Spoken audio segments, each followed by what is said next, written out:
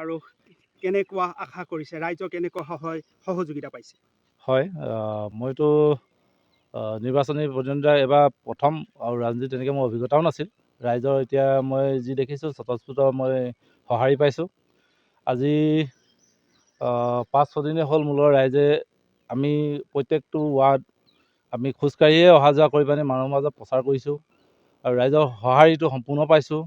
আৰু মই নিশ্চয় আশাবাদী এইবাৰ যে নিৰ্দলীয় প্ৰাৰ্থীৰূপে মই আঞ্চলিক পঞ্চায়তৰ সদস্য ভিতৰপাৰি গাঁও পঞ্চায়তৰ মই জয়ী হওঁ বুলি আশা কৰিছোঁ। হয়, ৰাজনীতি মোৰ একেবাৰেই ইচ্ছা নাছিল,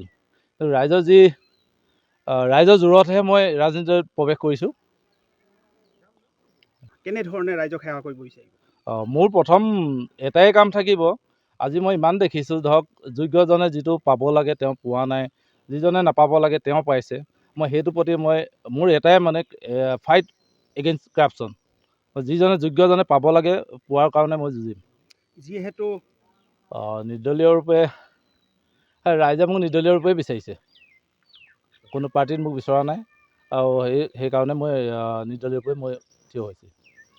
লগত ওতঃপ্ৰোতভাৱে গোটেই ৰাইজে জড়িত হৈ লাগি আছোঁ। তেখেত এজন শিক্ষিত যুৱক হয়। তেখেতক আমাৰ গোটেই দলে বলে ছাপোৰ্ট কৰিছে যে তেখেতে ভাল কিবা ৰাইজলৈ আগবঢ়াই আনে যেন, এইটো বুলিয়েই ৰাইজে তেখেতৰ লগত ওতঃপ্ৰোতভাৱে জড়িত হৈ আছে।